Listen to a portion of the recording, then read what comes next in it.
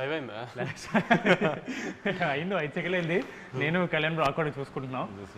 So నాకు మొన్న petition వచ్చింది. చాలామందికి తెలుగు రాష్ట్రాల్లో చాలా క్వశ్చన్స్ ఉన్నాయంట మిమ్మల్ని అడగడానికి.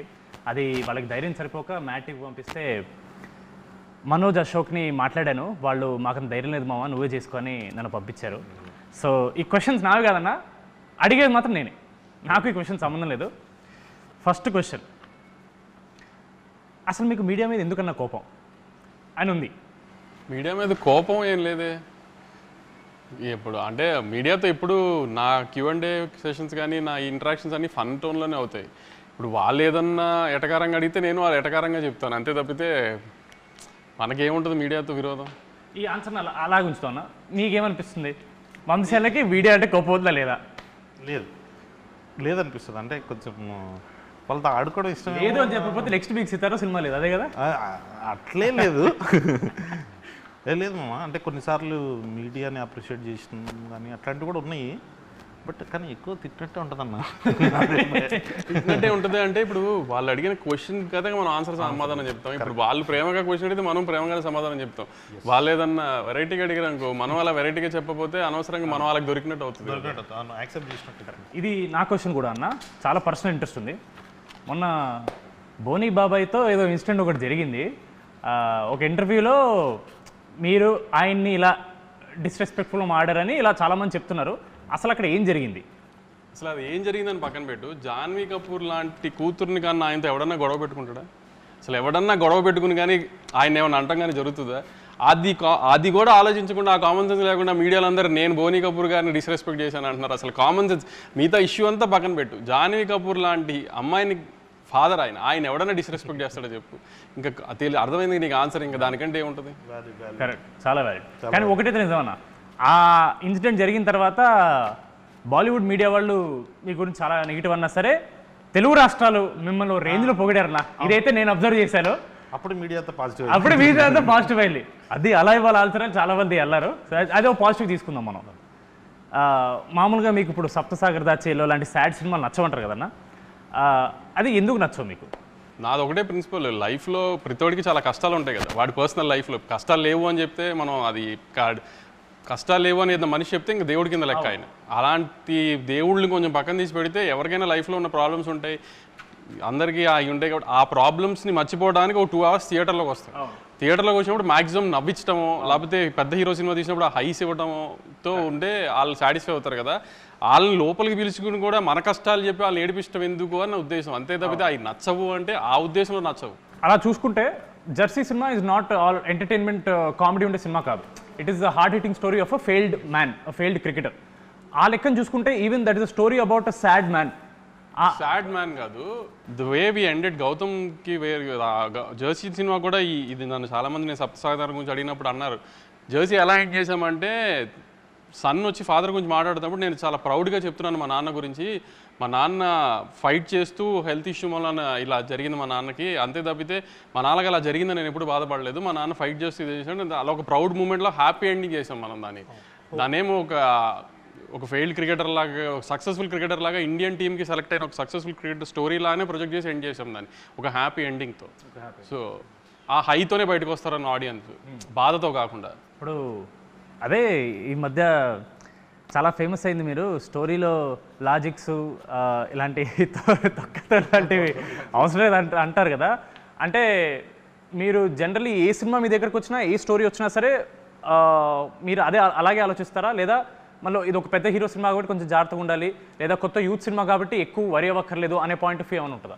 ఇప్పుడు మ్యాడ్ తీస్తున్నామా లక్కీ భాస్కర్ తీస్తున్నామా అనేది నాకు తెలుసు కదా. ఇప్పుడు లక్కీ భాస్కర్ సినిమాలో ఇప్పుడు స్టోరీ ఏంటి, ట్విస్ట్లు ఎలా రివీల్ అవుతున్నాయి, ఆ సస్పెన్స్ రన్ అవుతుందా లేదా, కాన్ సినిమా తీస్తున్నప్పుడు లాజిక్స్ అన్ని కరెక్ట్గా ఉన్నాయి లేదా, సినిమాటిక్ లిబర్టీస్ తీస్తున్నామా లేదా, అవన్నీ ప్రాపర్గా చూసుకుంటాం. అదే మ్యాడ్ స్క్వేర్ తీస్తున్నప్పుడు అంటే ఇప్పుడు మనం సస్పెన్స్ థ్రిల్లర్ సినిమా తీయట్లేదు, మనం రివీల్ చేసిన పర్లా, ఇప్పుడు ఒక ఫన్ టోన్ సినిమా తీస్తున్నాం, ఒక లాజికల్ అవసరం లేదు. ఇప్పుడు ముగ్గురు కుర్రాళ్ళు నవ్వించారా లేదా అనేది ప్రయారిటీ మనం ఆ సినిమా తీస్తుంది దానికి. ఇప్పుడు ఈ సినిమాలో కూడా ముగ్గురు ఇంజనీరింగ్, ఇప్పుడు నేను ఇంజనీరింగ్ చదువుకుని బాగుపడింది ఏం లేదు, ఇంజనీరింగ్ సంబంధించిన ఉద్యోగం నేను పెద్ద చేసింది ఏం లేదు. సో అలా నాతో పాటు ఒక ముగ్గురు కుర్రోళ్ళు ఇంజనీరింగ్ చేసి ఎందుకు పనికిరాని ముగ్గురు కుర్రోళ్ళు వాళ్ళ ఫ్రెండ్ పెళ్ళికి వెళ్ళి వాడి జీవితంతో ఎలా ఆడుకున్నారు, అక్కడి నుంచి టైంపాస్కి 4 అబ్బాయిలు కలిసి గోవా వెళ్తే ఏం చేస్తారు, గోవా వెళ్ళినప్పుడు సినిమా కాబట్టి ఎంతసేపు వాళ్ళు గోవాలో చేసి చూపించకుండా ఒక చిన్న చూపించాలి కాబట్టి ఒక చిన్న క్రైమ్ యాంగిల్ పెట్టాం. మళ్ళీ క్రైమ్ యాంగిల్ పెట్టాము కదా, నా క్రైమ్ యాంగిల్ ఏంటి సిల్లీగా ఉంది ఇది ఏదైనా రేపు రివ్యూలు రాయడానికి కూడా లేదు. నేనే చెప్తున్నా క్రైమ్ యాంగిల్ చాలా సిల్లీగా ఉంటుంది, అది కూడా కామెడీ కోసం పెట్టిన క్రైమ్ యాంగిలే. కథ ఒక లేయర్ ఉండాలి కాబట్టి క్రైమ్ యాంగిల్ పెట్టాం, అది సిల్లీగానే ఉంటుంది. దానికి కూడా లాజిక్ ఎతికి అదేంటి స్ట్రెంత్ లేదు క్రైమ్ యాంగిల్లో, లేకపోతే వెనకాల డెప్త్ లేదు. డెప్త్ లేదు. ఒక 4 కుర్రాళ్ళు గోవా వెళ్ళి టైంపాస్ చేసి ఎంజాయ్ చేస్తూ చేసిన ఫన్నుని నెక్స్ట్ హై యాంగిల్లో తీసుకెళ్ళి ఒక హై ఎండ్లో చిన్న క్రైమ్ యాంగిల్ పెట్టి దాన్ని ఫన్ టోన్ చేసాం వీళ్ళంతో పాటు ఈసారి ఎలా చేశారని. ప్లస్ ఎప్పుడు మ్యాడ్ది ఒక విషయం చెప్దాం అనుకున్నాను నేను. యాక్చువల్లీ ఒక 4 అబ్బాయిలు అంటే ఫన్ యూత్ సినిమా అంటే అమ్మాయిలతో కలిపి అమ్మాయిల మీద కామెడీ లేకపోతే అమ్మాయిలతో చేసే అన్నీ చూస్తున్నాం కదా. ఇది మ్యాడ్ స్క్వేర్ ఎలాంటి సినిమా అంటే ఎక్కువ జనరల్గా మనం ఒక 4 అబ్బాయిలు ఉంటేనే ఎక్కువ టైంపాస్ అవుతుంది మనకి బేసిక్గా కూడా. సరే గ్యాంగ్లో అమ్మాయి ఉన్నా లేకపోయినా లవర్ అనే యాంగిల్ పక్కన పెడితే ఒక 4 అబ్బాయిలు కూర్చుంటే ఎక్కువ టైంపాస్ చేస్తారు. ప్లస్ స్ట్రెస్ రిలీఫ్ కూడా చాలా 4 అబ్బాయిలు కూర్చొని మాట్లాడుకుంటే ఫ్రెండ్స్ అంతా.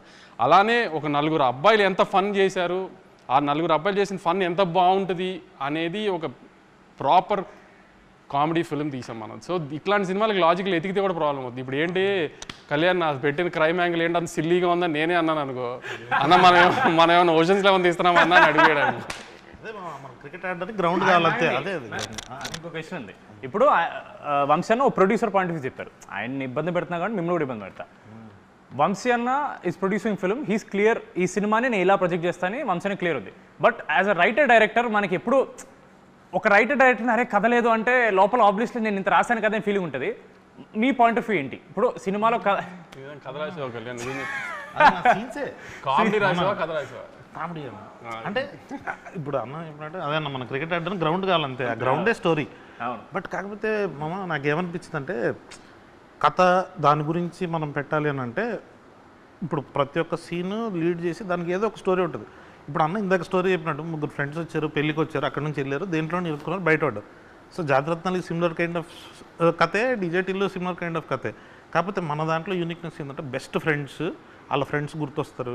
అరే ఏంద్రా ఇల్లు ఇంత చిల్లర నా కొడుకులు అని చెప్పి వాళ్ళు కాసేపు నవ్వుకోవాలి, ఎంజాయ్ చేయాలి. ఇప్పుడు చిల్లర నా కొడుకులు అన్నాడు కదా, నేను అంటే బాగుండదేమో అని నేను ఆగాను. కానీ అంటే ఒక 3 చిల్లర ఎదవలు చేసే అంటే ఇప్పుడు బేసిక్గా ఎవరిలో అయినా చిల్లర ఎదవ ఉంటాడు. అందరు పాష్గా లేకపోతే డిగ్నిఫైడ్గా గోవా వెళ్ళి డిగ్నిఫైడ్గా ఉండడానికి గోవా వెళ్ళక్కర్లేదు కదా. ఇప్పుడు గోవానో బ్యాంకాక్ వెళ్ళి డిగ్నిఫైడ్గా ఉన్నాం అంటే వినటానికి కూడా అసహ్యంగా ఉంటుంది, చెప్పిన వాళ్ళు కూడా నమ్మరు. సో ఆ సెన్స్లో వాళ్ళు చేసిన ఫన్ చూడటానికి రావాలంతే. ఇప్పుడు మనం కొన్ని రియల్ లైఫ్లో ఉంటాయి కానీ అని మనం చెప్పుకుని 4 ఫ్రెండ్స్ మధ్యలో జరుగుతాయి కానీ మనం బయటకు చెప్పుకోలేము. అట్లాంటి కొన్ని 4 ఫ్రెండ్స్ మధ్యలో జరిగే కామెడీలు ఇవన్నీ అంటే గోవా వెళ్ళిందంటే ప్రతిోడు ఎంజాయ్ చేసేస్తాడు, అమ్మాయిలు ఇది ఏదైనా ఒక ఫీలింగ్లో ఉంటారు కదా ఫ్యామిలీస్ కానీ పేరెంట్స్ కానీ. అంత అలాంటిది ఏమి ఉండదు అక్కడ జరిగి చేసేది చచ్చేదేం లేదు అన్న ఫన్ యాంగిల్ కొంచెం లార్జర్ ఆడియన్స్కి చూపిస్తానికి ఒక ప్లాట్ఫామ్గా వాడే మ్యాచ్ స్క్వేర్ని. అది ఇప్పుడు మనకు తెలిసిందే ఎప్పటి నుంచో జరుగుతున్న the greatest war is between producers and reviewers. The greatest war. నచ్చకపోతే చాలా హార్ష్గా ఇస్తారు, నచ్చితే మాత్రం డెఫినెట్లీ మ్యాడ్ వన్ని చాలా పుష్ చేశారు రివ్యూవర్స్ అండ్ మీడియా వాళ్ళు. బట్ ఒక ఎక్స్పెక్టేషన్తో వస్తున్న సినిమా మ్యాడ్ 2 కాబట్టి దిస్ ఆల్వేస్ కొంచెం టెన్షన్ ఉంటుంది. ఫస్ట్ టైం కూడా మనం ఇంత టెన్షన్ పడలేదు, సెకండ్ టైం చాలా ఎక్కువ ఎక్స్పెక్ట్ చేస్తున్నారు కాబట్టి మనం ఎంత ఇచ్చినా చాలా టైమ్స్ 2-3 రివ్యూవర్స్ అరేం ఎక్స్పెక్ట్ చేసిన దానికి లేదు అని చెప్పి టొమాటోలు ఇవ్వడమో లేదా ఈ టీ కప్పులు పలకొట్టడం ఇలాంటివి జరుగుతున్నాయి. మరి మీకు ఏమన్నా అసలు వరి ఉందా ఈ రివ్యూవర్స్ ఇలా తక్కువ ఇస్తే ఏంటి పరిస్థితి, దానివల్ల మళ్ళీ ఏమన్నా నంబర్స్ ఎఫెక్ట్ అవుతాయా అని? నెంబర్స్ రివ్యూస్ ఇవన్నీ అది నెవర్ ఎండింగ్ టాపిక్లే. అది రిలేషన్ ఉంటుందని కొంతమంది, రిలేషన్ ఉండదని కొంతమంది, అది నెవర్ ఎండింగ్ టాపిక్. దానికి ఏమీ అనాలిసిస్ లేదు, ప్రూఫ్ లేదు, ఎవరి అనాలిసిస్ ఏం లేదు. కానీ మ్యాడ్ స్క్వేర్ని రివ్యూ చేయడానికి నేను వాళ్ళని రిక్వెస్ట్ చేసేది ఒకటే, నవ్వు వచ్చిందా లేదా. మీకు నవ్వు వస్తే మంచి రివ్యూ వేయండి, నవ్వు రాలేదంటే మంచి రివ్యూ వేయకండి. అంతవరకు నేనే చెప్తున్నా మీకు నవ్వు తెప్పించడం మా బాధ్యత. నవ్వు తెప్పిస్తామని గ్యారంటీ నమ్ముతున్నాను నేనైతే. ఎందుకంటే నేను ఫస్ట్ హాఫ్ చూసుకున్నాను, అంటే మా డైరెక్టర్ ఇప్పుడు దాకా ఫస్ట్ హాఫే చూపించాడు. అంటే సెకండ్ హాఫ్ ముక్కలుగా చూస్తాం వేరే షూటింగ్ టైం నుంచి, ఒక ఫ్లోలో ఫస్ట్ హాఫే చూపించాడు. ఇంకా ఫస్ట్ హాఫ్ నేనే, నీకు తెలిసి ఉంటుంది కదా పెళ్లి ఎపిసోడ్లో కింద పడి దొరికి నవ్వాను నేను. అసలు ఏం సౌండ్లు ఏం లేకుండా మామూలుగా నాకు అంత ఈజీగా నవ్వే వచ్చి సావదు. అలాంటిది నాకు నవీన్కే అసలు ఒక 30 minutes ఊపిరి అందలేదు నవ్వి. సో అలా నవ్వుతామని గ్యారంటీ నేను ఇస్తా, గ్యారంటీ నవ్విస్తామని. అంతే తప్పితే ఇంకా మిగతా మీరు వాళ్ళ రివ్యూస్లో వాళ్ళకు ఒక తూకం వేసుకుని కథ ఇలా ఉండాలి, స్క్రీన్ ప్లే ఇలా ఉండాలి, లేకపోతే ప్రొడక్షన్స్ ఇలా ఉండాలి, క్వాలిటీస్ ఇలా ఉండాలి, అలాంటివి వేస్తే నాకు నేనేం గ్యారంటీ చెప్పలేను. కానీ మీ ఎక్స్పెక్టేషన్స్ రీచ్ అవుతుందో లేదో. మ్యాడ్ తీసింది మనం ఆ రోజు కూడా అదే చెప్పాము, మేము నవ్విస్తాం థియేటర్కి రండి అని. మ్యాడ్ స్క్వేర్ కూడా అదే చెప్తున్నాం, మేము చాలా బాగా నవ్విస్తాం, థియేటర్కి వచ్చి just have fun and go. అది నేను గ్యారంటీ ఇస్తున్నా. సమ్మర్లో పిల్లలందరికీ ఎగ్జామ్స్ అయిపోయిన తర్వాత హ్యాపీగా ఫ్రెండ్స్ అందరూ కలిసి సినిమాకి వచ్చి నవ్వుకుని వెళ్ళండి. అది నేను గ్యారంటీ ఇస్తున్నాను. మీకు బాగా నవ్వు వస్తే మంచి రివ్యూ వేయండి, మీకు అంతగా నవ్వు రాలేదంటే అప్పుడు మీ ఇష్టం వచ్చిన రివ్యూ మీరు వేయండి. లేకపోతే లాస్ట్ టైం లాగా నవ్వు రాకపోతే ఈ క్వశ్చన్ అడుగుతున్నాను. లాస్ట్ టైం అంటే మ్యాడ్ 1 మనకు చాలా కాన్ఫిడెన్స్ ఉంది, మీరు ఎంత కాన్ఫిడెంట్ చూపించడానికి ప్రెస్ మీట్లో డబ్బులు రిఫండ్ చేస్తున్నారు. మనం మ్యాడ్ 2కి చేసినప్పుడు ఏమనలేదు, దాని మీద చాలామంది అదేంటి వంశీ గారు ఏమనలేదు, ఈసారి భయపడుతున్నారా, ఇలాంటివన్నీ వచ్చాయి. ఎందుకు ఏమనలేదు? మీరు అనడం వల్ల ఏమైనా ఇంపాక్ట్ ఉంటుందా, అనకపోవడం వల్ల ఏమైనా ఉంటుందా? అనకపోవటం మూలన అంట మూలన ఇంపాక్ట్ ఉంటుందో లేదు, కానీ ఆ రోజున you are all new boys, new director, I was making a small film. I wanted to project in that way that I made a very good small film అని జనానికి చెప్పడానికి. అంటే నేను సినిమా చూసుకున్నాను, నాకు బాగా తెలుసు సినిమా గురించి. సో మనం అనుకున్నది సినిమా గురించి జనానికి కన్వే చేయడానికి నేను ఒక సినిమా తీశాను. నవ్వు వచ్చే సినిమా, మీకు గ్యారంటీగా నవ్వు వస్తుంది, దయచేసి సినిమా చూడండి, మీకు నవ్వు రాకపోతే నేను డబ్బులు వెనక్కి ఇస్తానని చెప్పా. ఇప్పుడు జనంని నాకు నువ్వు అన్నట్టు జనమే ఒక నవ్వు కామెడీ సినిమాని నమ్మి ఆ నమ్మకంతో వస్తున్నారు. ఆ నమ్మకాన్ని గ్యారంటీ నిలబెట్టుకుంటాము. లేదంటే మీకు ఎలాగో నన్ను ట్విట్టర్లో తిట్టడం బాగా అలవాటు, ఈసారి మళ్ళీ ఇంకొక డోస్ పెంచి తిడుతురు కానీ అంతే తప్పితే. కానీ మీరు డిసప్పాయింట్ అయ్యే సమస్య లేదు. నవ్వటానికి థియేటర్కి రండి, హ్యాపీగా నవ్వి పంపిస్తాము, గ్యారంటీగా నవ్వించి పంపిస్తాము.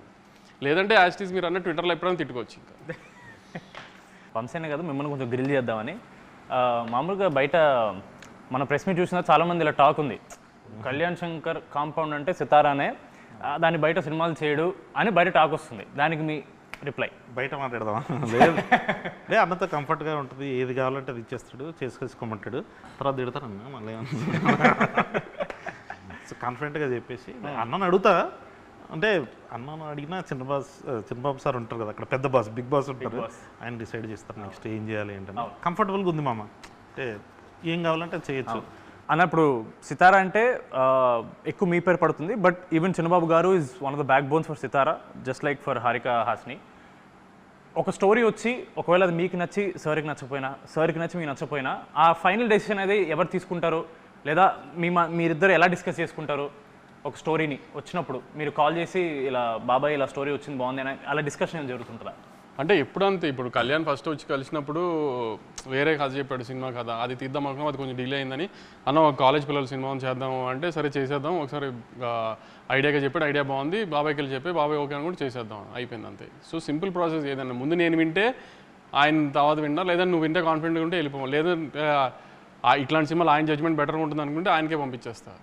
సో ఆయనే ముందు డెసిషన్ తీసేసుకుంటారు, తీసుకుందామా లేదా అని. ఒకవేళ డిసగ్రిమెంట్ అయితే ఆపిన సినిమాలు కూడా ఉన్నాయి. ఓకే, ఇప్పుడు ఫస్ట్ టిల్లు వచ్చింది, దాంతో టిల్లు స్క్వేర్ అని, ఈ సీక్వెల్స్కి కొత్త టైటిల్ లాగా టిల్లు 2 కాకుండా టిల్లు స్క్వేర్ అని కొత్త ఒక ఐడియా వచ్చింది. దాని తర్వాత we followed the same sentiment for mad square. ఇప్పుడు కింగ్డమ్ బయట టాక్ నడుస్తుంది 2 పార్ట్స్ అని, ఒకవేళ సెకండ్ పార్ట్ వస్తే కింగ్డమ్ స్క్వేర్ అని పెడతారా? కింగ్డమ్ అది రూమర్ కాదు, అది యాక్చువల్లీ కథే 2 పార్ట్స్ కథ. అది అలా సెకండ్ పార్ట్ తీయాలి అని ఈ కథను పెంచి ఫస్ట్ పార్ట్ చేసింది కాదు. ఇక్కడ దాకా నాకు గౌతమ్ చెప్పింది, మనం తీసిన సినిమా పార్ట్ 1 అండి, ఇక్కడ దాకా ఈ కథ, దాని తర్వాత పార్ట్ 2 అని దాని స్క్రీన్ ప్లే వేరు ఉందండి ఇది అని చెప్పాడు క్లియర్గా. సో అది స్క్వేర్ పెడదామా, కింగ్డమ్ 2 పెడదామా ఏంటి అనేది దాని రిజల్ట్ రేంజ్ చూసి దాన్ని బట్టి డిసైడ్ చేద్దాం. మనం సితారా పేజ్లో ఏ పోస్ట్ వచ్చినా సరే ఓ 100 పోస్టుల్లో 90 పోస్టులో వీడియోలు ఉంటాయి. అది చూసినప్పుడు మీకు ఏమన్నా ప్రెషర్ అనిపిస్తుందా అన్న? ఇప్పుడు మీరు సినిమా చూసారు ఇప్పటి వరకు చేసింది? చూసి ఎలా ఉందో అది?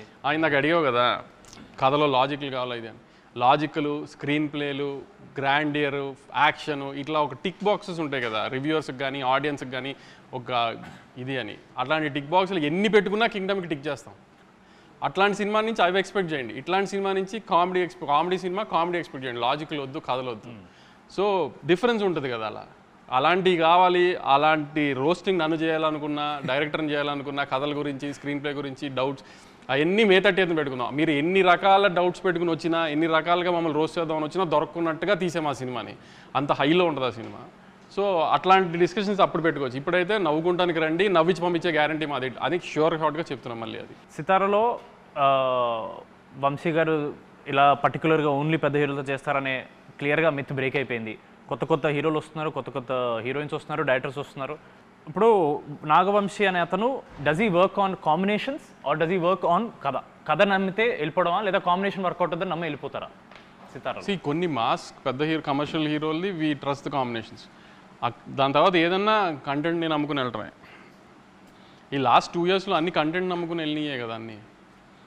Even when we made mass film like Daaku Maharaj also content మీద, మేకింగ్ మీద, టెక్నికల్ వాల్యూస్ మీద ఎక్కువ స్ట్రెస్ చేసాం. సో ఏదన్నా ఈరోజు తెలుసు కదా రోస్టింగ్ ఎలా ఉంటుందో ట్విట్టర్లో, అందుకని వాటిలో ఎంత జాగ్రత్తగా ఉంటే అంత బెటర్ అనేది ట్రై చేస్తున్నాం.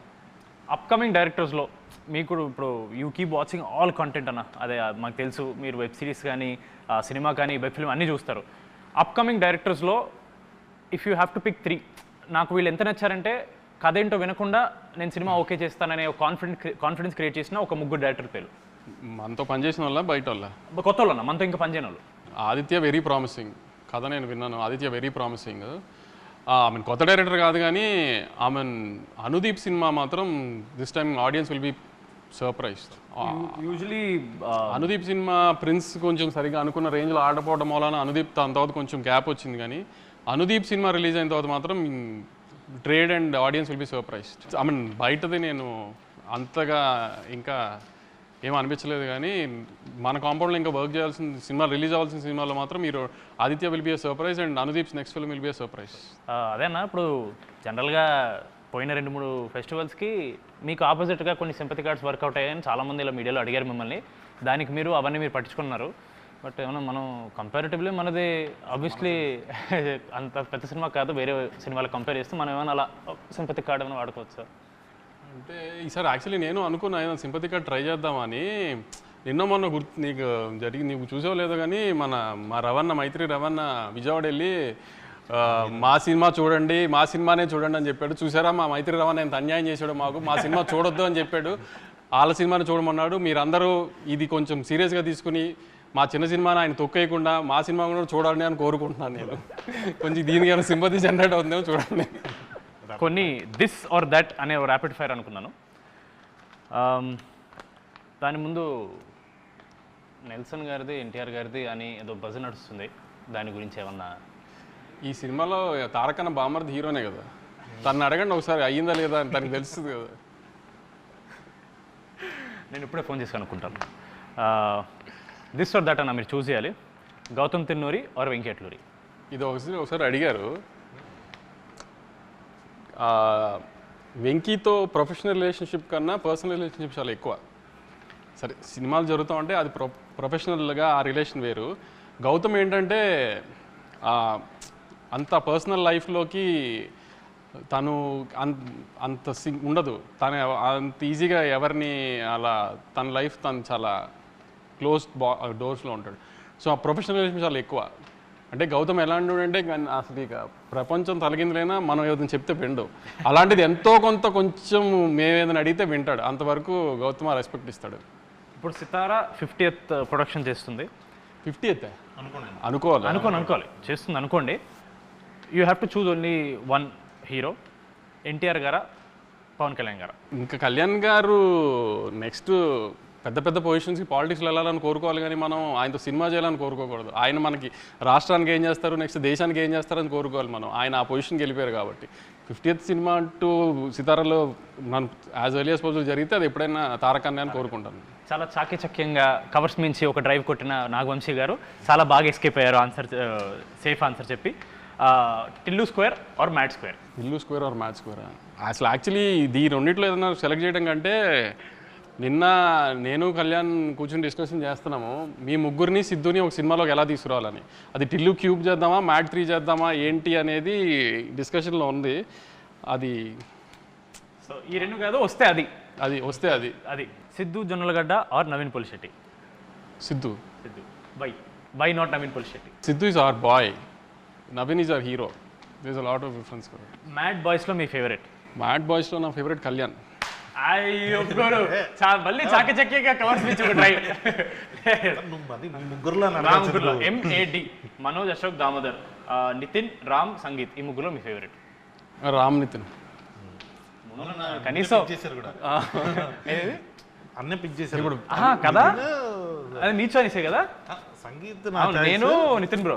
నితిన్ బ్రో మీరు అడిగి హారిక గారు చెప్పారు నాకు. తర్వాత వంశాన్ని మాట్లాడి అవును కలుద్దాం అని చెప్పేసి అంటే నితిన్ మామ చేస్తాడని అనుకో. ఇప్పుడు నేను నారాయణ నితిన్ అంటే తారకన్న కోసం అన్నాను అంటారు. నేనున్నాను కూడా ఇక్కడ ముందున్నాను అంటారు. అలా వైకుంఠపురం ఆర్ అరవింద్ సమేత? అలా వైకుంఠపురం అరవింద్ సమేత అంటే నా కూతురా మా అమ్మని అడిగినట్టు ఉంది నాకు. అలాంటి వాటికి ఆన్సర్స్ ఏం లేవు. ఇది పర్లేదు, మీరు ఆన్సర్ చెప్పొచ్చు. పుష్ప 2 ఆర్ బాహుబలి 2? ఇది కూడా టఫ్ క్వశ్చన్. టఫ్ క్వశ్చన్ అంటే ఏం లేదు, అలానేం లేదు.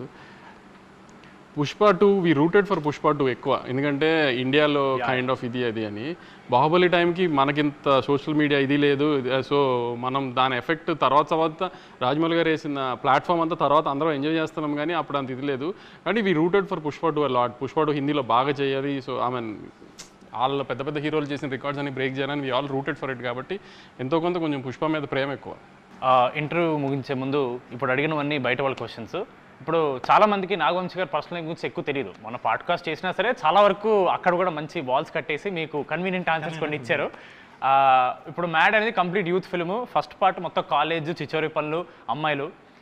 మీ లైఫ్లో, మీ కాలేజ్ లైఫ్లో ఒక లవ్ స్టోరీ, చిచోరి పనులు ఏమన్నా ఉన్నాయా? చివరి పనులు అంటే ఏం లేదు, చెప్పాను కదా, పెద్ద చదివింది ఏం లేదు కాలేజ్లో కూడా. ఆ 60% 65% రావడానికి టైం పట్టింది చాలా. ప్లస్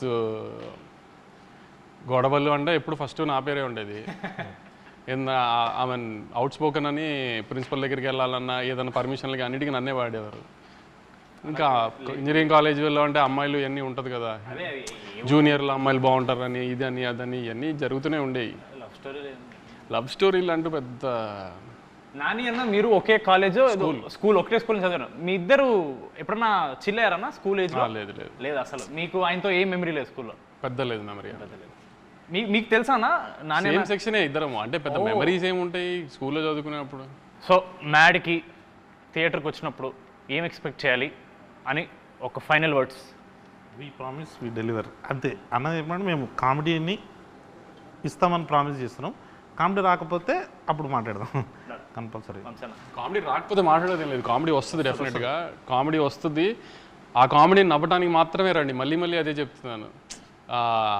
చిన్న క్రైమ్ యాంగిల్ ఉంటుంది సినిమాలో, ఏంటి క్రైమ్ యాంగిల్ ఇంత సిల్లీగా ఉందని నేనే చెప్తున్నా. క్రైమ్ యాంగిల్ సిల్లీగానే ఉంటుంది, అది సిల్లీగా ఉండి మీరు నవ్వుకోవాలని అలా పెట్టాము. దానికి లాజికల్గా సీరియస్ టోన్లో పెట్టలేదు. ఇప్పుడు మనం ఏమీ రక్త చరిత్ర లాంటి తీయట్లేదు క్రైమ్ యాంగిల్ సీరియస్గా పెట్టడానికి. సో మనం సిల్లీగా ఉండాలని ఆ సిల్లీ క్రైమ్ యాంగిలే పెట్టాము. అది సిల్లీగా ఉంటుంది అని, అంత సిల్లీగా ఉంది అంటారని కూడా నవ్వుకుంటారు కూడా. ఎందుకంటే మధ్యలో ఇండియానికి ఎవరు కనుక్కున్నారు, అమెరికాని ఎవరు కనుక్కున్నారు అని కూడా చెప్పాడు మొత్తానికి. సో అలాంటివి కూడా, అలాంటి చిన్న చిన్న సిల్లీవి కూడా ఉన్నాయి, అవన్నీ చూసి నవ్వుకోండి అంతే. లాజిక్లు ఎతకండి, మీరు నవ్వించే గ్యారంటీ మాది. దయచేసి థియేటర్స్కి వచ్చి నవ్వుకోండి సమ్మర్లో. జనాలు ఎవరు నవ్వుకుంటారు. డెఫినెట్లీ రివ్యూర్స్లో ఎవరో ఒకరికి మన సినిమా నచ్చదు, వాళ్ళు ఏదో ట్వీట్ మన సినిమా బాగాలేదని ఏదో పెడతారు. సినిమా రిలీజ్ అయ్యి సక్సెస్ మీట్ తర్వాత మళ్ళీ ఒక ఇంటర్వ్యూ పెట్టుకుని వాళ్ళ ట్వీట్స్ని మనం రివ్యూ చేద్దాం, మనం డైసెక్ట్ చేద్దాం.